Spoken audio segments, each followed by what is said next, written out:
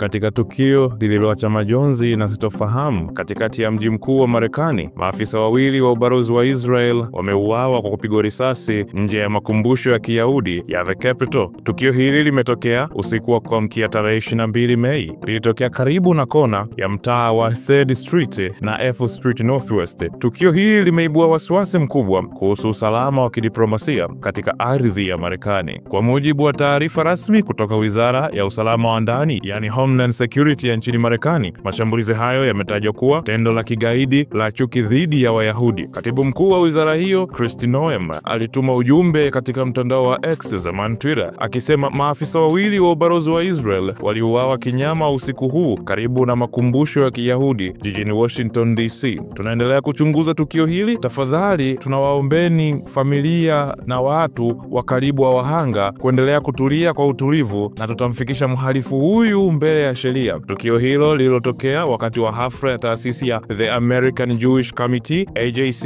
iliyokuwa ikiendelea katika makumbusho hayo. Hafla hiyo ilikuwa inawaleta pamoja wanadiplomasia, viongozi wa jamii na mashirika mbalimbali ya Kiyahudi, huku ubalozi wa Israeli ukiwa miongoni mwa waalikwa. Maafisa wa usalama walilizingira eneo hilo mara moja, huku umma ukitahadharishwa kuepuka eneo hilo. Kwa mujibu wa taarifa kutoka vyanzo vya usalama, mtu mmoja anashikiliwa kwa mahojiano, japo hakuna taarifa rasmi za kukamatwa kwa mshukiwa hadi sasa. FBI na vyombo vingine vya usalama kama CIA vilikuwepo eneo hilo haraka sana, hasa ikizingatiwa kuwa tukio lilitokea karibu kabisa na ofisi ya FBI tawi la Washington Field Office. Balozi wa Israel nchini Marekani hakuwepo wakati wa tukio lilipotokea, na ubalozi huo umetoa kauli ya kushirikiana kiukamilifu na mamlaka za Marekani kuhakikisha haki inapatikana. Akizungumza kwa hasira, balozi wa Israel katika Umoja wa Mataifa, Danny Danon, alitaja tukio hilo kama shambulio la kikatili dhidi ya Wayahudi na wawakilishi wa taifa la Israel. Aliendelea kusema kuwa tukio hilo linaonyesha hatari inayoendelea kuwakumba Wayahudi hata nje ya ardhi ya Israel. Mwendesha mashtaka mkuu wa Marekani, Pam Bondi, pamoja na mwendesha mashtaka wa muda wa wilaya ya Columbia, Jeanine Pirro, waliwasili katika eneo hilo muda mfupi baada ya tukio kutokea. Bondi aliahidi kuwa uchunguzi utakuwa wa haraka na wa kina, na kwamba wahusika watawajibishwa kiukamilifu kwa mujibu wa sheria za Marekani. Makumbusho ya Kiyahudi ya The Capitol yaliyofunguliwa upya mnamo mwaka 2023 yamekuwa kitovu cha maonyesho ya mikutano inayolenga kuenzi historia ya Wayahudi na kuimarisha mshikamano wa kijamii. Hafla ya AJC ya usiku huo ilikuwa sehemu ya juhudi hizo. Mkurugenzi wa AJC, Ted Deutsch, alisema kuwa kitendo hiki cha kikatili kimeacha majonzi makubwa. Tunangojea taarifa zaidi kutoka kwa vyombo vya usalama, lakini kwa sasa mioyo yetu iko na familia za wahanga. Taarifa kutoka kwa maafisa wa usalama wa Marekani zinaeleza kuwa mtu mmoja aliyekuwa akihusishwa na tukio la kigaidi lililotokea nje ya makumbusho ya Kiyahudi jijini Washington DC anashikiliwa kwa mahojiano ya kina, ingawa jina lake bado halijatangazwa rasmi kwa sababu za kiuchunguzi. Maelezo ya awali yanaashiria kuwa mshukiwa ni raia wa Marekani na mwenye historia ya kauli ya chuki dhidi ya jamii ya wachache ya Wayahudi nchini Marekani kwenye mitandao mbalimbali ya kijamii. Kwa mujibu wa maafisa kutoka shirika la upelelezi wa Marekani